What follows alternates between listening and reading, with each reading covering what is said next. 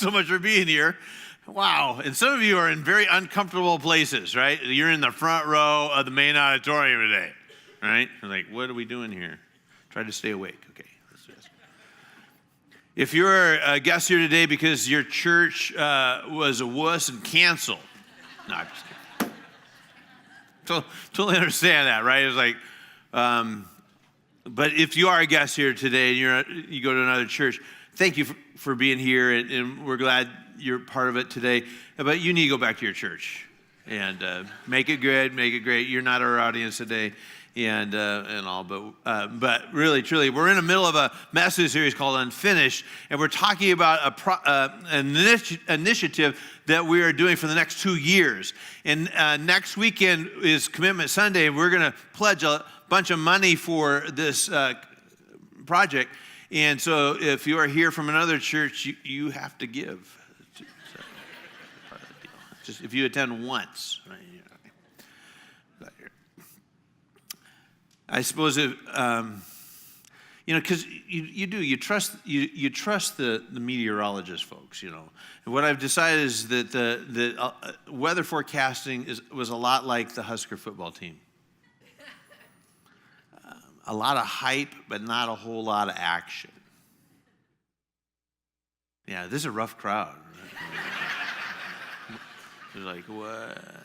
My prediction next year, we will have game day here for the Ohio State game because we'll be both undefeated and we will beat them. That's my prediction. And I'm never wrong. Ask my children. So I can't wait for Kirk Herbstreit to be in Nebraska. Most of you don't know my history with Kirk, but it's a painful story. All right. If Jesus was here, I think he'd probably look around and he'd say these words to us. The harvest is great, but the workers are few. So pray to the Lord who is in charge of the harvest. Every farmer knows that. Most Nebraskans know that. We're not in charge of the harvest. We're in charge of planting and we're in charge of harvesting. We can do both those things, but we have nothing to do really at all with the harvest. God has that, right? So it's up to him how that works, right? So pray to the Lord who is in charge of the harvest. Ask him to send more workers into the fields. Because we know, again, here at harvest time, it is massively crucial. We get the crops in, immediately. Like when they're ready, we got to get them in. Because if they sit out there too long, or if a hailstorm comes, all that stuff could be lost in a moment.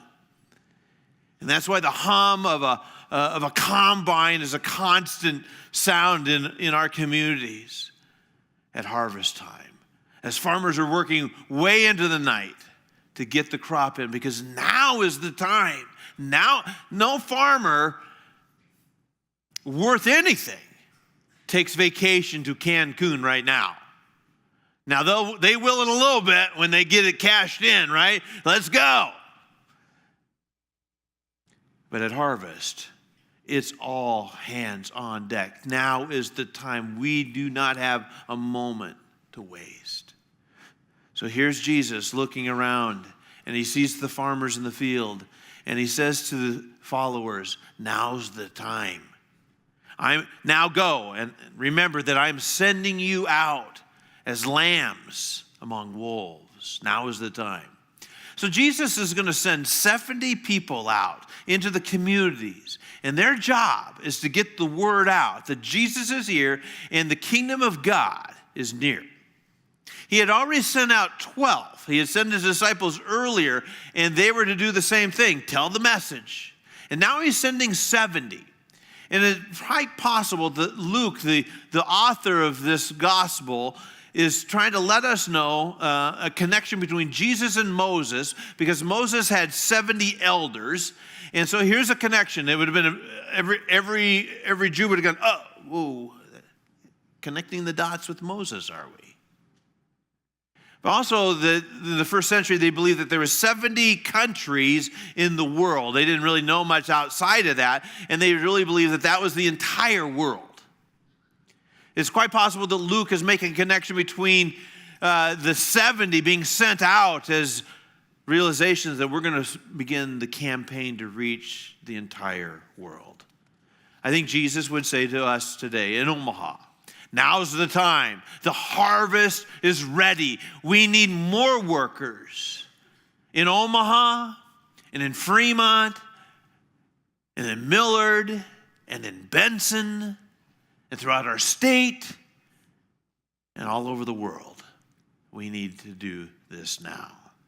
So the crew that Jesus sends out has great reports. They come back, they're high-fiving each other. This was great. We saw incredible things that take place, and lives changed, and miracles done, and people healed. And it was an amazing harvest season. But not everybody was happy about the harvest.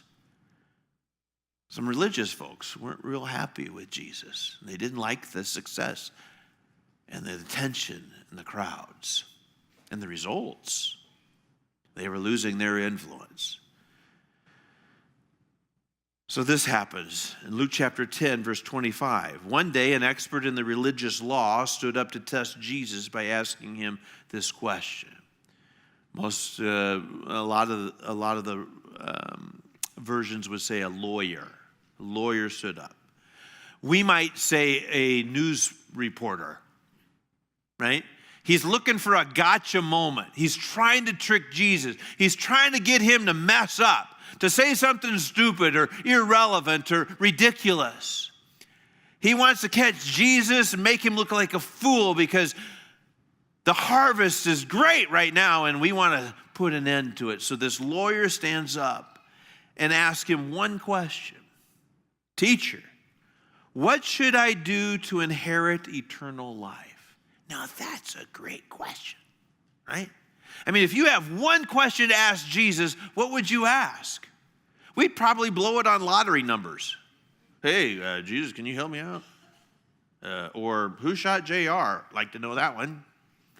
Or, will the Huskers beat Ohio State? We want, most of the time, we have one question, right? Will the Cubs win again in my lifetime? We want to know these irrelevant things. But this guy asked this crazy question. Now, I don't think he was looking for an answer.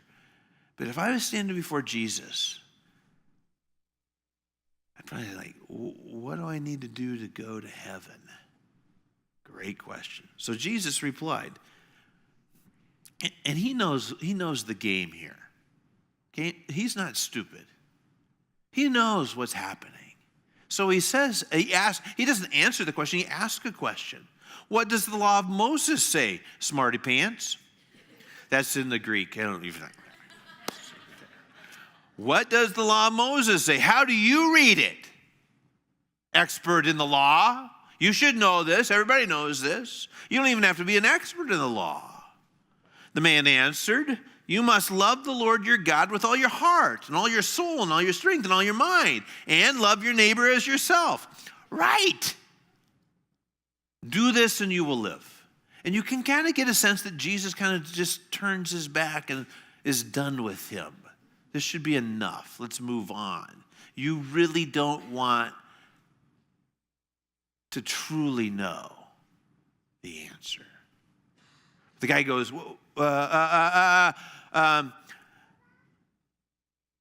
who is my neighbor?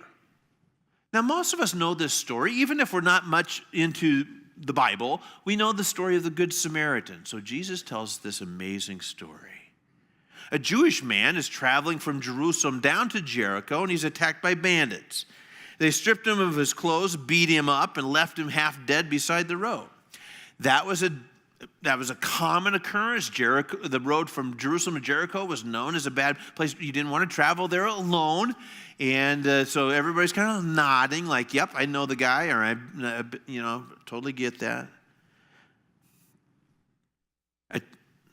By chance, just by chance, a priest came along, perhaps the hero of the story. By chance, a priest came along, but when he saw the man lying there, he crossed to the other side of the road and passed him by. But it doesn't make any sense, right? It doesn't make any sense. Why would he just pass him by?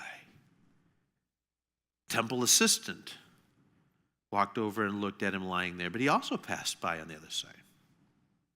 Well, that again. Why would a person who's supposed to fulfill the law of Moses do that? Interesting.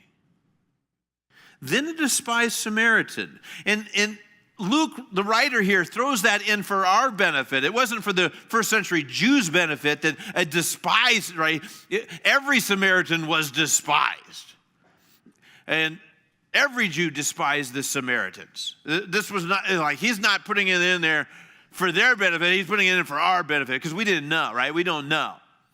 But a Jew would not, in fact, the Samaritans mostly were people who had intermarried. So a Jew married a Gentile, and they had babies, and that was kind of it. And so that's why the Jews didn't like them, because they were unclean. They weren't pure. They weren't pure Jews. And so they had their own section, right, in Samaria, and that's where they lived. Most of the time, Jews would not walk through Samaria. They walk around Samaria, but they wouldn't go through. And that was just common. They didn't want to taint themselves. They didn't want to come in contact with Samaritans because they worshiped wrong, and they were ethnically different. So a despised Samaritan came along, and when he saw the man, he felt compassion for him. Going over to him, the Samaritan soothed his wounds with olive oil and wine and bandaged them. Then he put the man on his own donkey and took him to an inn, and he took care of him. The next day, he handed the innkeeper 2 silver coins, telling him, "Take care of this man. If his bill runs higher than this, I'll pay you the next time I'm here." They're like, what is happening here? A Samaritan caring for a Jew? Spending the night helping him? Here's the zinger. Now, which of these 3 would you say was a neighbor to the man who was attacked by the bandits?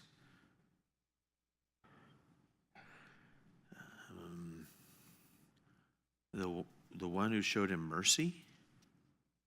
Yep. Go and do likewise.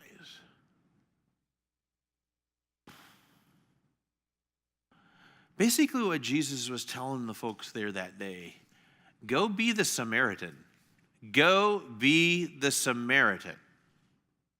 See, last few weekends we heard the marching orders from Jesus when he says, go and be my witnesses in Jerusalem, Judea, Samaria? What? And then to the othermost parts of the world. So Jerusalem was no big deal. The Jews, no, that's not a problem. The disciples, we got Jerusalem covered. We can do this. That's not a big deal for us. Judea, okay. And when persecution began to break out, the Christ followers scattered around Judea. All right. And then some of them moved even out farther than that. But for the most part, the apostles stayed in Jerusalem. They weren't fulfilling the direct orders from Jesus to go into all the world. They were stuck. They were stuck in Jerusalem. They weren't leaving. Even when persecution came, which was to scatter them out. For the most part, the leaders of the way were just stuck in Jerusalem. So Jesus had to tap somebody else on the shoulder, the Apostle Paul. In Leviticus 19, verse 18, it says, do not seek revenge or bear a grudge against a fellow Israelite, but love your neighbor as yourself. I am the Lord. So every Jew would have interpreted that as Jews should love Jews. We'll take care of each other. All right. But Jesus begins to blast a hole in the law and saying, well, no. This is really for everyone. This isn't, hey, let's love each other if we look like each other, or if we have religion like each other, or we have the same, right? This is for everyone. So he taps a man named Paul on the shoulder. In Acts chapter 9, verse 15, the Lord said, go, for Saul is my chosen instrument to take my message to the Gentiles and to kings, as well as the people of Israel. It just took a while. I don't know why the disciples stayed so long in Jerusalem. I have an idea. I have too. It took me a long time to realize that the gospel was for everyone. I grew up in a average middle-class home. My dad was a preacher. We had a nice church. I didn't really know anybody. I mean, there was one person of color in my high school. And, okay, that's just where I grew up.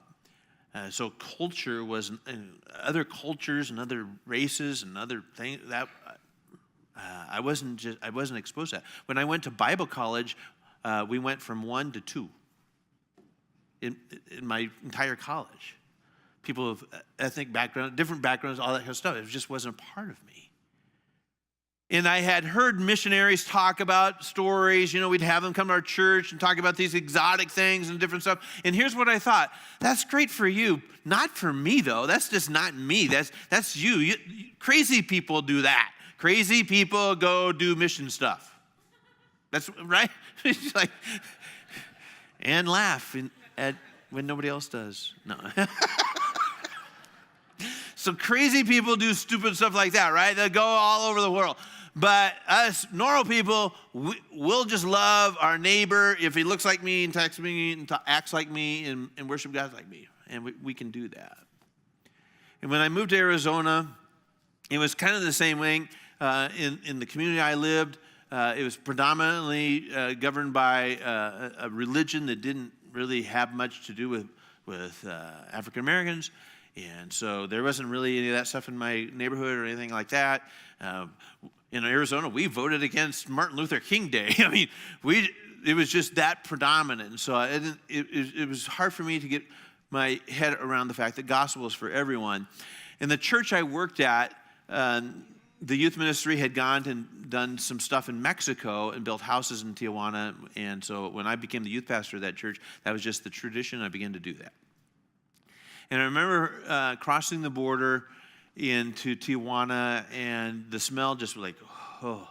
I never smelled anything like that. I couldn't get my head around that. And it was just, and then we were to paint an orphanage one day, which is really stupid, right? And it's like, let's send high school kids to paint an orphanage in Mexico. You know what high school kids paint?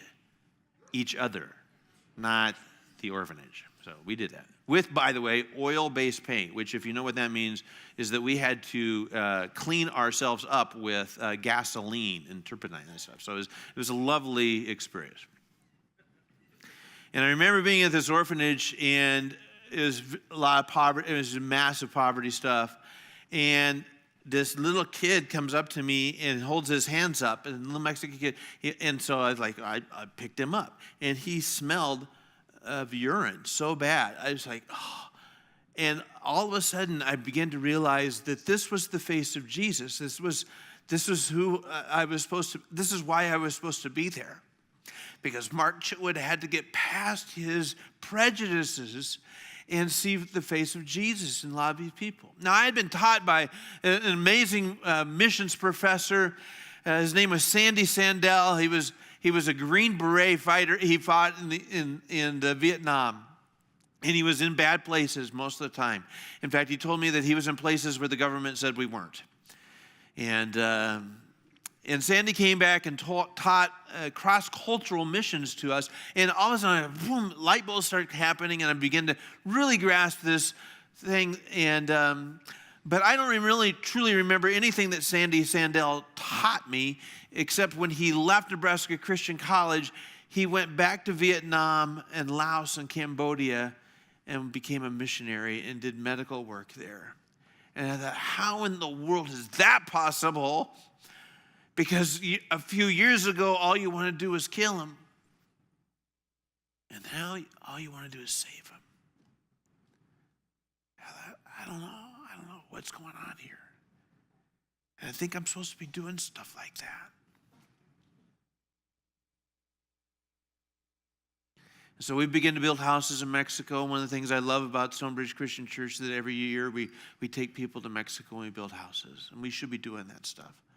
It should break our hearts every single time. And we should totally get after that. And I'm glad we do. And many of you have been multiple times to Mexico. And we've built dozens of houses down there now. And glad that we're a part of it. A few years ago, in fact, 4 years ago, in fact, I saw it on my Facebook feed this morning, a little pop-up that I was in Ecuador, and there's a picture of a little girl there that I had seen and took a picture of and posted on Facebook. And that trip messed me up so bad because I remember the first night I was there, and we're in this really beautiful hotel, and they put us in this nice spot, and I look out the window for some dumb reason. It was like 12:30, 1 o'clock in the morning, and I look out, because we're getting there, and I looked out the window, and I see this woman digging through trash right there at our hotel. She's just digging in the trash. What is going on? And the weird thing was that, so then I began to pray, ask Jesus, like, is this why I'm supposed to be here? And in the next morning, I look out, and everything had been cleaned up. The people had come and cleaned up with the trash, as if it never had happened. As if it never had happened. Because we don't want to see that stuff in our town, our community, at a nice hotel. We just don't want to see people digging through our trash, right? And we drove out into this community, Santa Elena, and I'd never seen poverty like that. And came back here, and we talked about the fact that we need to start a church in Santa Elena. We raised $80,000, $100,000, I think, on a Christmas offering, and built that building, and now filled it up with a couple hundred kids with Compassion International. It's one of the proudest things I've ever been a part of. My only regret, I think it took me 16 years to do that. I'm sorry. And then a couple of years ago, we went to India, and that one really messed me up as well. It's just unlike any place in the world. And we partnered now with an incredible ministry. And so one of the initiatives that we are doing here is partnering. Not only are we going to build a new campus here, a big building here to house the folks that are coming to church here. We really, truly believe that will impact thousands and thousands of people. Way past my tenure here. Way past. And then at our campus in Benson, as we open up a brand new campus, and hundreds of people will come to that campus, and we know that that'll just change a lot of people in that community. But this one, wait till you see what we get to do now. Let's take a look.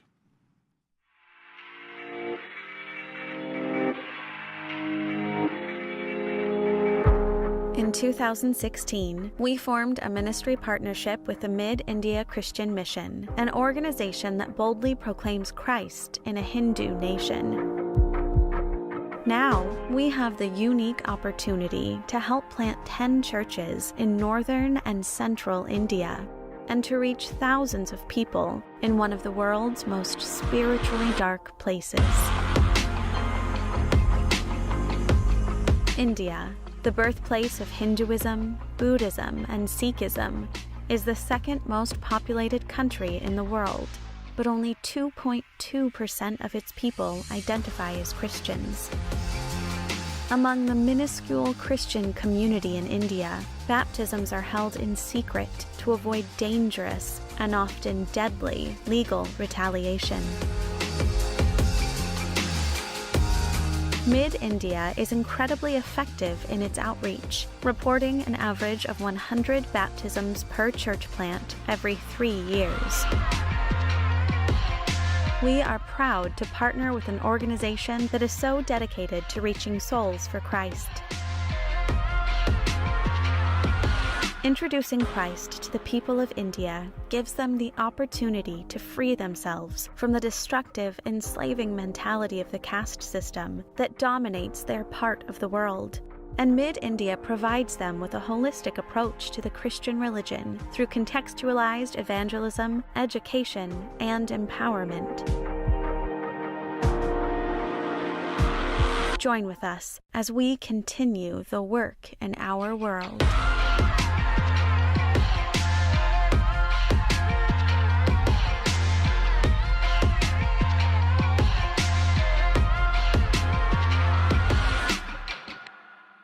Check this out in Acts chapter 17, verse 6. Not finding them there, they dragged out Jason and some of the other believers instead and took them before the city council. Paul and Silas have caused trouble all over the world. Actually, the translation says they have turned this world upside down. And now they're here causing problems as well. When your world has been turned upside down by the gospel, you can't help but be all in on this. You can't help it. We're asking you to help us start 10 churches in India. They're house churches with a pastor.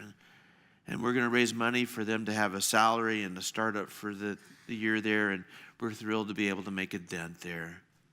Hinduism has over almost 1.1 billion followers in the world. 15% of the world's population, that's crazy. 94% of them live in India.